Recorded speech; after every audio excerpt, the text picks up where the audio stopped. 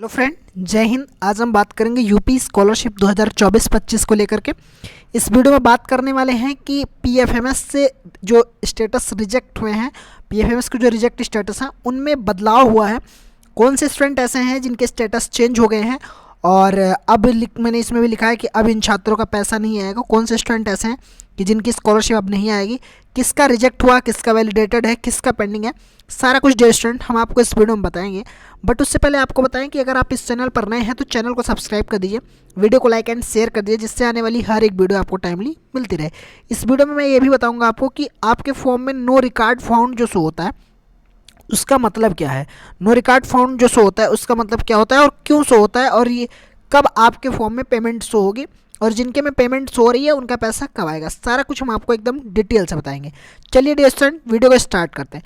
But in सब चीज़ों को पहले मैं आपको बताऊंगा कि आप पीएफएमएस पर अपना स्टेटस चेक कैसे करेंगे। बहुत सारे स्टूडेंट ऐसे होंगे जिनको स्टेटस चेक करना आता है, बट बहुत सारे स्टूडेंट हमारे साथ नए जुड़ते हैं जिनको पीएफएमएस के स्टेटस चेक करने की जानकारी नहीं होती। तो उनके लिए मैं ये बताऊँ कि आपको अपने क्रोम ब्राउज़र पे जाना है और वहाँ पे सर्च करना है pfms.nic.in।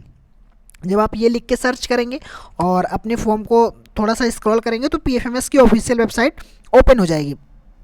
यहाँ पे आपको देखने को मिल जाएगा कि ये 3 तरह के ऑप्शन देखने को मिल जाएंगे। जैसे यहाँ पे सबसे पहले जो है आपको नो योर पेमेंट देखने को मिल जाएगा, फिर डीबीटी स्टेटस ट्रैकर, फिर जीएसटी ट्रैकर। तो डीबीटी स्टेटस ट्रैकर पे आपको क्लिक कर देना है। जब आप इस पर क्लिक करेंगे देन आपके पास कुछ इस तरह का इंटरफेस ओपन होगा, जहाँ पे आपको देखने को मिलेगा कि DBT status of beneficiary and payment details, यानी बेनिफिशियरी की डिटेल्स और पेमेंट की डिटेल्स, ये आपको देखने को यहाँ पे मिल जाएगी, ऐसा इसमें कहा गया है। अगर आप स्कॉलरशिप का पैसा चेक कर रहे हैं तो यहाँ कैटेगरी वाले में जो है वो एनी अदर एक्सटर्नल सिस्टम से सेलेक्ट करेंगे, क्योंकि स्कॉलरशिप का जो चेक करना होता है वो एनी अदर एक्सटर्नल सिस्टम वाले से चेक करते हैं। और डीबीटी स्टेटस चेक कर रहे हैं तो एक होता है बेनिफिशियरी वैलिडेशन, एक होता है पेमेंट। तो बेनिफिशियरी वैलिडेशन में आपको पता चलता है कि आपका फॉर्म रिजेक्ट है या फिर अपडेटेड है या फिर वैलिडेटेड है, ठीक है। लेकिन आपको चेक क्या करना है कि पेमेंट चेक करना है, आपकी पेमेंट क्या शो हो रही है, क्या अपडेट हुआ है स्टेटस में। पेमेंट वाले पे क्लिक करके यहाँ पे अपना रजिस्ट्रेशन नंबर डालेंगे। यहाँ पे आप अपना ये जो कैप्चा कोड है इसको फिल कर देंगे। इसको फिल करते समय ध्यान देंगे कि सही से फिल करेंगे, क्योंकि इसको फिल करते समय काफ़ी ज़्यादा गलती हो जाती है। वहीं पे आपको एक ब्लू कलर में दिख रहा होगा सर्च का ऑप्शन, इस पे आपको क्लिक करना है। देन आपको फॉर्म को अपने सर्च करना है। जब इन चीज़ों को फिल करके आप सर्च करेंगे देन आपके पास कुछ इस तरह का पेज ओपन हो जाएगा। यहाँ पे क्या देखेंगे, यहाँ पे आपको नाम देखने को मिल जाएगा, अमाउंट देखने को मिल जाएगा। जैसे ये देखेंगे तो इनका जो स्टेटस है वो रिजेक्टेड शो कर रहा है। क्या शो कर रहा है? रिजेक्टेड शो कर रहा है। और यहाँ पर रीजन भी लिख के आ रहा है कि क्यों रिजेक्ट हुआ है स्टेटस, और साथ ही साथ में अमाउंट शो कर रहा है। तो मैं आपको जैसे हर बार बताता हूँ, इस बार भी आपको इन्फॉर्मेशन दे रहा हूँ कि देखिए, अगर आपका फॉर्म यहाँ पर रिजेक्टेड शो हो रहा है और यहाँ पे आपका अमाउंट शो कर रहा है तो ये अमाउंट आपका हमेशा यहाँ पे ज़्यादा शो करेगा, और ये आपका अमाउंट आपके अकाउंट में नहीं आएगा, क्योंकि ये आपका जो होता है वो रॉन्ग शो करता है। क्योंकि ये आपका जो अमाउंट होता है वो रॉन्ग शो करता है, ये अमाउंट आपके अकाउंट में नहीं आने वाला है। अमाउंट आपका तभी अकाउंट में आए, वो जो यहाँ पे अपडेटेड या वैलिडेटेड के साथ शो होगा वही आपके अकाउंट में आएगा। जैसे कि मैं यहाँ पे आपको दिखाऊं तो इनका स्टेटस अपडेट हुआ, एक बार इनका स्टेटस दोबारा से अपडेट हुआ, फिर से स्टेटस ये रिजेक्ट हो गया। यहाँ पे फिर से देखेंगे तो ये स्टेटस वैलिडेटेड हुआ, और वैलिडेटेड होने के बाद में ये अमाउंट शो किया। देखिए, ये अमाउंट शो कर दिया। अब क्या हुआ कि इनका ये अमाउंट जो वैलिडेटेड के साथ अमाउंट शो होगा वो आपके अकाउंट में आएगा। जैसे इनका 52,750 शो कर रहा है तो इनके अकाउंट में 52,750 आ जाएगी। अब आ जाएगी क्या? इनकी आ चुकी है। यहाँ पे पेमेंट स्टेटस, जो क्रेडिट स्टेटस देखेंगे तो पेमेंट सक्सेसफुल लिख के आ रहा है, पूरी डिटेल लिख के आती है कि क्या क्या यहाँ पे शो होता है। अब पे बहुत सारे स्टूडेंट ऐसे भी होते हैं जो कहते हैं कि हमारे में पेमेंट सक्सेसफुल हो गई बट हमारे अकाउंट में नहीं आई। देखिए, मैं आपको बताता हूँ कि आप एनपीसीआई अपनी चेक करते रहिए। एनपीसीआई जब चेक करेंगे आप अपने फॉर्म की तो वहाँ से आपको पता चल जाएगा कि किस बैंक अकाउंट में आपकी एनपीसीआई एक्टिव है। तो वहाँ से जब पता चल जाएगा तो उस बैंक अकाउंट को चेक करिए, उसमें स्कॉलरशिप आएगी। स्टूडेंट क्या करते हैं कि जो स्कॉलरशिप फॉर्म में बैंक लगाए होते हैं फॉर्म फिल करते समय उसी में वो चेक करते हैं कि पैसा आया या नहीं आया। जैसे अब यहाँ पे एक स्टूडेंट का फॉर्म है, इनका देखेंगे तो इनका 11 मार्च 2025 को रिक्वेस्ट नंबर डाला गया था और इनका 11 मार्च को ही रिजेक्ट कर दिया। किसके द्वारा? पीएफएमएस के द्वारा। ये स्टेटस इनका रिजेक्ट हो गया है। लेकिन फिर से वही स्टेटस कुछ नहीं करना होता है। जैसे अगर आपका रिजेक्टेड शो कर रहा है तो आपको कुछ नहीं करना होता है, अपने आप ही अपडेट हो जाए। जैसे यहाँ पे देखेंगे 11 मार्च को रिजेक्ट हुआ, उसके बाद वही सेम फॉर्म यहाँ पे देखेंगे तो 14 मार्च की डेट में इनका वेरीफाई हो गया, वैलिडेटेड हो गया, under processing with agency show करने लगा। अमाउंट की बात करें तो जो अमाउंट यहाँ पे शो कर रहा है, जैसे 18,375 शो कर रहा है इनका, तो 18,375 ही इनके अकाउंट में आ जाएगी। ठीक है स्टूडेंट, स्कॉलरशिप इनकी जो है 18,375 आ जाएगी।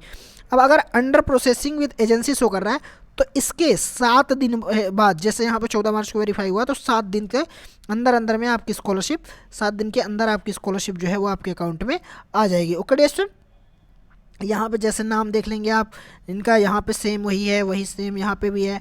यहाँ पे अमाउंट इनका देख लेंगे, आधार नंबर देख लेंगे सेम। अगर मैं दूसरी तरफ आपको ले चलूँ तो एक स्टूडेंट हमारे पास ऐसे भी हैं जिनका 17 मार्च की डेट में वेरीफाई हो, क्योंकि 17 मार्च की डेट में शाम के टाइम में बहुत सारे स्टूडेंट ऐसे थे कि जिनका जो फॉर्म है वो अपडेट हुआ है और अपडेट होकर के उनका वैलिडेटेड शो होने लगा। और वैलिडेटेड के साथ साथ इनका अंडर प्रोसेसिंग देखेंगे यहाँ पे, तो इनका अंडर प्रोसेसिंग 17 मार्च को हुआ है। इसका मतलब इनका 7 दिन, ये मान के चलिए इनका 20 से 22 मार्च तक इनकी स्कॉलरशिप इनके अकाउंट में आराम से आ जाएगी, उससे पहले ही आ जाएगी, उससे ज़्यादा लेट नहीं होगा। और ये अमाउंट जो आपका यहाँ पे वैलिडेटेड के साथ जो अमाउंट शो कर रहा है यही आपके अकाउंट में आने वाला है, यही आपकी स्कॉलरशिप है। और अगर आपको लग रहा है कि आपकी पेमेंट सक्सेसफुल हो गई और आपके अकाउंट में नहीं आई तो आपको अपना डीबीटी स्टेटस चेक करना है। डीबीटी स्टेटस कैसे चेक करना है ये मैंने चैनल पर कई सारी वीडियो डाल रखी है, उसमें सब में बता रखा है।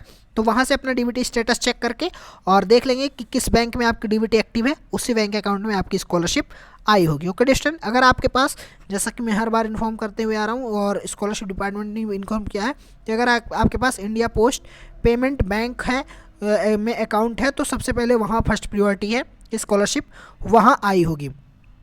यहाँ पे एक स्टूडेंट का फॉर्म देखेंगे, इनका 11 मार्च की डेट में ये रिजेक्ट हुआ, उसके बाद में यहाँ पे 14 मार्च की डेट में ये स्टेटस रिजेक्ट हुआ और रिजेक्ट के साथ साथ स्कॉलरशिप जो दे 2,13,200 दिखा रही थी, तो ये स्कॉलरशिप रॉन्ग थी। तो यहाँ पे वही फॉर्म आप देखेंगे कि 17 मार्च की डेट में वेरीफाई हुआ और इनकी 53,300 ये स्कॉलरशिप है और इनकी जो स्कॉलरशिप है वो अंडर प्रोसेसिंग में दिखा रही है। अंडर प्रोसेसिंग का मतलब 4 से 5 दिन में आ जाएगी स्कॉलरशिप। और लेकिन यहाँ पे देखेंगे आप आधार नंबर भी मैच कर सकते हैं, इनका 2 बार रिजेक्ट हुआ और रिजेक्ट होकर के ऑटोमेटिक वेरीफाई हो गया। बहुत सारे स्टूडेंट ऐसे भी हैं, जैसे यहाँ पे देखेंगे सेम इनका भी इसी तरह हुआ है, इनका भी 17 मार्च की डेट में वेरीफाई हो गया है, रिजेक्ट था। यहाँ पे अगर आप नीचे की ओर जाएंगे तो इनका भी देखेंगे कि पहले इनका 14 मार्च की डेट में रिजेक्ट हुआ था, फिर 17 मार्च की डेट में अपडेट होकर के वेरीफाई हो गया और अंडर प्रोसेसिंग में हो गया। तो जितने भी स्टूडेंट ऐसे हैं, अब जितने स्टूडेंट ऐसे हैं जिनके में rejected by district scholarship committee show कर रहा है, यहाँ पर रीजन को शो कर रहा है, तो आपको पता है कि स्कॉलरशिप फॉर्म वेरीफाई होने की जो लास्ट डेट थी वो 17 मार्च थी। 17 मार्च तक फॉर्म वेरीफाई हो गए हैं। अगर अभी भी आपके फॉर्म में रिजेक्टेड या पेंडिंग शो कर रहा है तो आपकी 100% ये फिक्स हो चुका है कि स्कॉलरशिप नहीं आएगी, क्योंकि लास्ट डेट बीत चुकी है। अब फॉर्म वेरीफाई और ना फॉर्म वेरीफाई होंगे अब और ना ही फॉर्म अपडेट होंगे अब। तो आपको अपना स्टेटस देख लेना है, जैसे जितने स्टूडेंट पेंडिंग वाले हैं उनको 2-3 दिन वेट कर लेना है, क्योंकि हो सकता है कि DWO से फॉर्म, जैसे 17 मार्च की डेट में जो फॉर्म DWO से वेरीफाई हुए होंगे उनको अपडेट होते होते 20 मार्च हो जाएगा, यानी 20 मार्च तक भी वो आपके फॉर्म में अपडेट हो सकते हैं, लेकिन वो वेरीफाई जो है वो 17 मार्च की डेट में ही हुए होंगे। ठीक है, और यहाँ पे देखेंगे बहुत सारे स्टूडेंट हमारे साथ ऐसे भी होते हैं जिनका बैंक से, देखेंगे इनका बैंक से वेरीफाई है, verified and recommended by district scholarship, मतलब इनका सभी जगह से फॉर्म वेरीफाई है, 100% इनका फॉर्म वेरीफाई है। और जब स्टेटस चेक करें NPCI वो भी एक्टिव है, बट इनके में नो रिकॉर्ड फाउंड शो करता है, नो रिकॉर्ड फाउंड शो करता है।